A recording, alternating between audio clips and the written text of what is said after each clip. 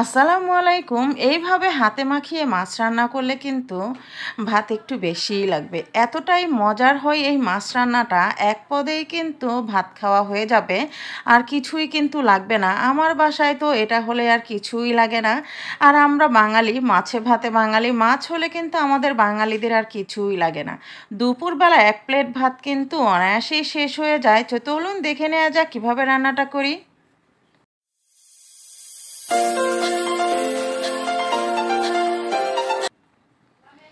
এখানে আমি মাছ নিয়ে নিয়েছি। আমি আমার পছন্দ অনুসারে কেটে নিয়েছি। আপনারা আপনাদের পছন্দ মতো সাইজ করে কেটে নেবেন।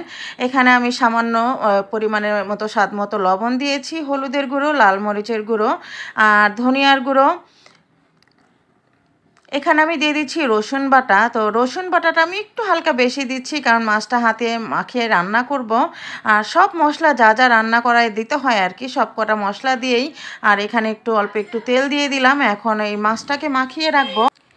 এইখানে কিন্তু আপনারা চাইলে টমেটোটাও কেটে মাখিয়ে নিতে পারেন। তো আমার বাসায় টমেটোটা পছন্দ করে না, সেজন্য আমি আর দিলাম না, কিন্তু আপনারা দিয়ে নেবেন।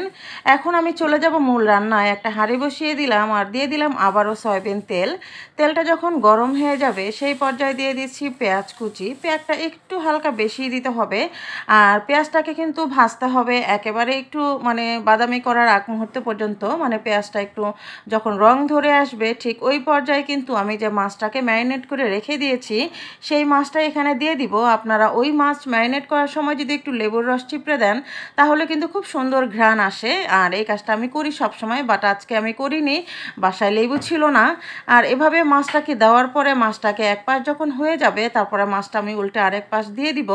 এতে করে যারা ভাজা মাছটা পছন্দ করেন তারা কিন্তু সেই স্বাদটা পাবেন।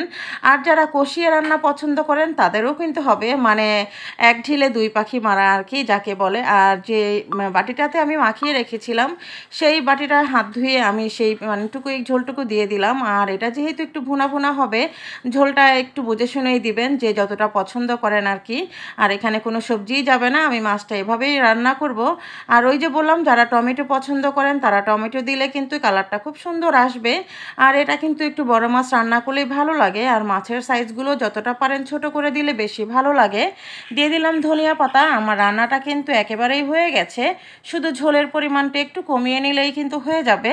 রেসিপিটা ভালো লাগলে অবশ্যই একটা লাইক দিয়ে দিবেন। আর যারা ফেসবুক পেজ থেকে দেখছেন প্লিজ আমার পেজটাকে ফলো করে রাখতে পারেন। আর যারা ইউটিউব চ্যানেল থেকে দেখছেন তারা প্লিজ আমার চ্যানেলটাকে সাবস্ক্রাইব করে আমার পাশে থাকবেন। মাছের এই রেসিপিটা হলে কিন্তু দুপুরবেলায় আর কিছুই লাগবে না, তাই না? আমার বাসায় তো এটা খুবই পছন্দ করে। আর ছোট বড় সবারই কিন্তু ভীষণ পছন্দ। আর হাতে মাখিয়ে রান্না করলে তো একটু বেশিই মজা হয়, তাই না? আল্লাহ হাফেজ।